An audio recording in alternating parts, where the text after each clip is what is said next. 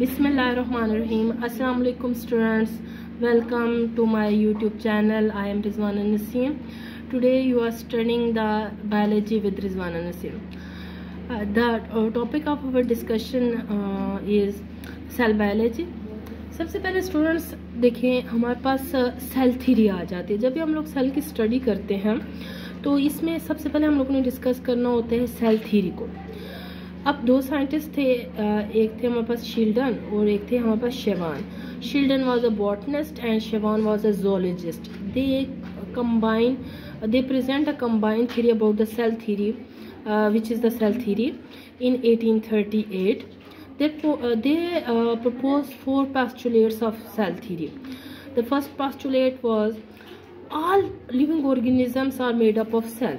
ठीक है, जितने भी ऑर्गेनिज्म हैं वो सेल से बने हैं। मे बी वो एक सेल हो सकता है या they will be multi cellular.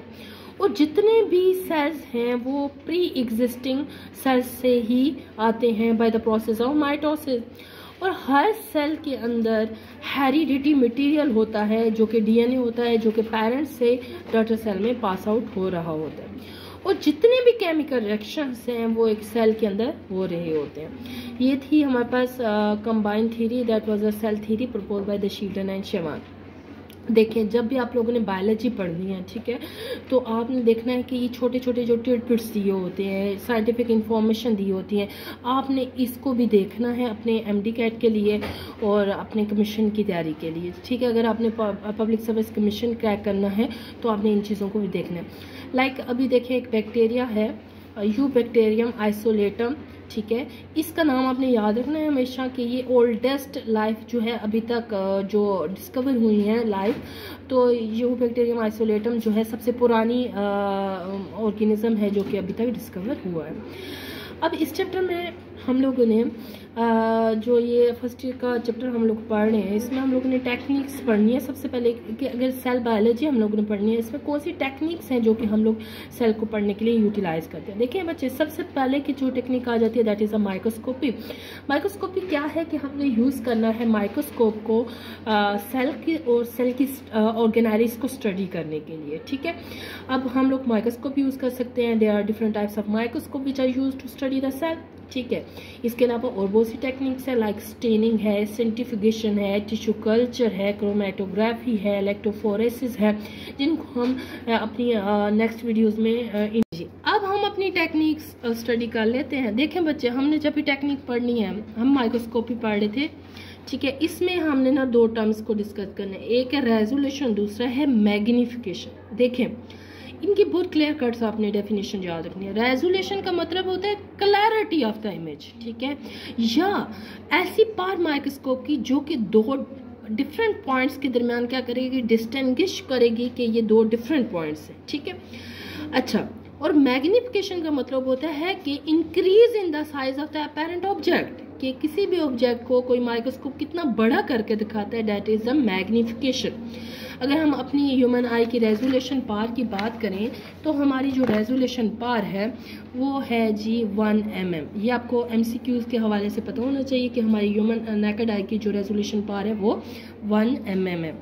और अगर हम रेजोल्यूशन पावर की बात करें, जो एक लाइट माइक्रोस्कोप होता है उसकी होती है जी 250 नैनोमीटर। मैग्निफिकेशन को देख लें तो मैग्निफिकेशन एक जो माइक्रोस्कोप की होती है, डिफरेंट माइक्रोस्कोप की डिफरेंट मैग्निफिकेशन पावर्स होते हैं, लेकिन हमारे पास एक जो TEM होता है, ट्रांसमिशन इलेक्ट्रॉन माइक्रोस्कोप, उसकी 1 मिलियन टाइम्स मैग्निफिकेशन पावर होती है। अब यहाँ पे हमें ये भी पता होना चाहिए, बेसिकली हम लोग जो इलेक्ट्रॉन माइक्रोस्कोप है, there are different types of microscope, like light microscope, compound microscope, लेकिन आपकी बुक में यहाँ पे दो टाइप्स इलेक्ट्रॉन माइक्रोस्कोप की बताई गई हैं जो कि आपको पता होनी चाहिए। First is the transmission electron microscope and other one is the scanning electron microscope.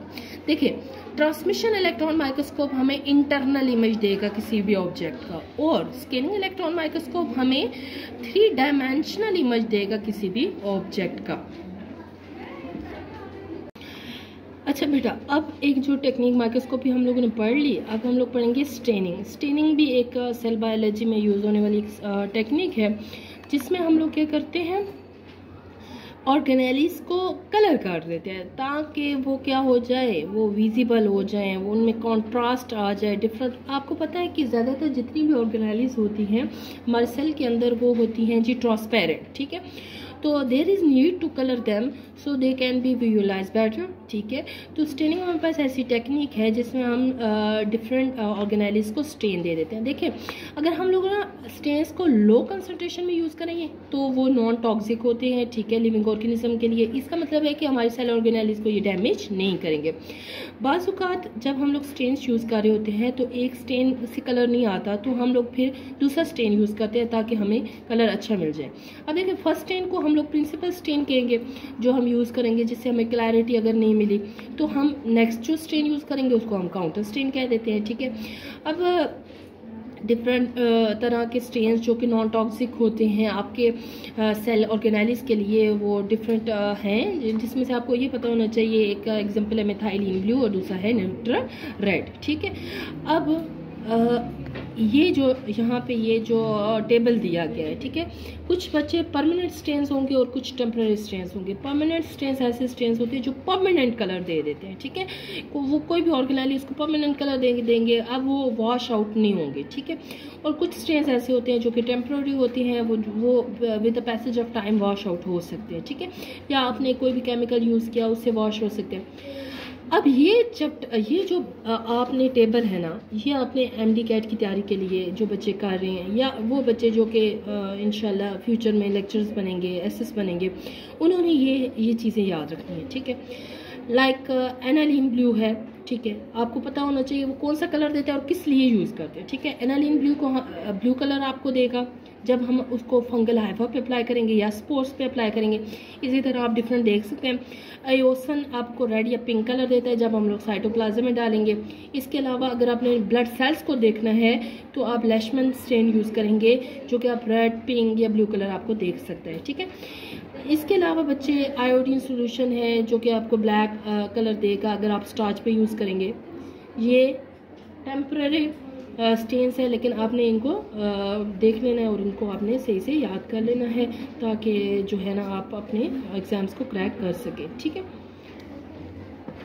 अच्छा, नेक्स्ट जो टेक्निक आ जाती है दैट इज़ द सेंट्रीफ्यूगेशन या सेल फ्रैक्शनेशन। देखिए सेल को उसके पार्ट्स में डिवाइड कर देना, लाइक उसके ऑर्गेनेलिस को सेपरेट कर देने के प्रोसेस को हम फ्रैक्शनेशन कहते हैं या सेंट्रीफ्यूगेशन कहते हैं, ठीक है। अब ये प्रोसेस जिस मशीन के थ्रू होता है उसका नाम सेंट्रीफ्यूज है। अब देखिए हमारे पास हम लोग क्या करते हैं, जब हम लोगों ने एक एक ऑर्गेनेली को अलग करना है तो सबसे पहले हम लोग ना अपने जो भी टिश्यू है, ठीक है, टिश्यू से सेल निकालेंगे, सारी बात है, तो उसको होमोजेनेट बना लेते हैं, ठीक है। हम उसको ग्राइंड कर लेते हैं टिश्यू को, ठीक है। अब हम उसको ग्राइंड करके अपने हम लोग क्या करते हैं अपनी मशीन में रख लेते हैं। सेंट्रीफ्यूज मशीन है, ठीक है, इसका बटन ऑन कर लेते हैं और इसमें हम लोग रख देते हैं डिफरेंट टाइम के लिए। सबसे पहले जो दो चीज़ें आपने याद रखनी है वो ये हैं कि अब ये ऑर्गेनेलिस अपनी साइज और डेंसिटी की बेस पे क्या होंगी, सेपरेट होंगी। जिसका साइज जितना ज़्यादा होगा और जिसकी डेंसिटी जितनी ज़्यादा होगी वो पहले सेपरेट होगी और जिसकी साइज और डेंसिटी कम होगी वो उतना लास्ट में और ज़्यादा टाइम टेकिंग होगी और लास्ट में सेपरेट होगी। अच्छा बच्चे, जिस तरह से अगर हम लोगों ने जैसे सेंट्रीफ्यूज मशीन चलाई, ठीक है, तो सबसे पहले न्यूक्लाई, हैवी न्यूक्लाई होते हैं या कोई सेल है पूरे का पूरा भी वो मतलब होमोजेनेट में से वो रह गया ग्राइंडिंग में तो वो सेपरेट हो जाएगा। फिर ऊपर जो सुपर नेटेंट रह जाते हैं, वो जो ऊपर सोल्यूशन रह जाते हैं उसको हम अगेन स्पन करेंगे तो इंटरमीडिएट साइज की जो ऑर्गेनेलिस है लाइक माइटोकॉन्ड्रिया है, ठीक है, प्लास्टिड्स हैं, वो सेपरेट होंगे। और सबसे आखिर में जो ऑर्गेनेली सेपरेट होती है वो होती है जी राइबोसोम्स। ये बात आपने याद रखनी है, ये अक्सर एमडी कैट के क्वेश्चंस में पेपर्स में पूछा जाता है, ठीक है। राइबोसोम आपको पता है कि 1 लाख टाइम इसको फोर्स चाहिए होती है इक्वल टू द ग्रेविटी, ठीक है। हम इसको 0 पूरे कर लेते हैं अपने यूनिट 10, 100,000, 10,000 लाख, 10 लाख हो गया, ठीक है। अच्छा जी, हम लोग 5 0 लगा लेते हैं। 1 लाख ग्रेविटी के इक्वल फोर्स को 1 to 2 आवर्स के लिए हमारी मशीन चलती है, देन राइबोसोम सेपरेट होते हैं। लाइक सबसे आखिर में जो ऑर्गेनेल सेपरेट होगी वो राइबोसोम्स होती है, और ये आपने हमेशा याद रखना है, ठीक है। और इस तरह के छोटे छोटे MCQs आपके एग्जाम्स में पूछे जाते हैं आपसे, ठीक है। तो बच्चे इंशाल्लाह इससे अगली जो बायोलॉजिकल टेक्निक्स हैं वो हम अपने अगले लेक्चर्स में डिस्कस करेंगे। बस आपने ऐसे ही मज़ीद वीडियोस के लिए मेरे चैनल को लाइक और सब्सक्राइब और शेयर करना है इंशाल्लाह। ओके, अल्लाह हाफ़िज़।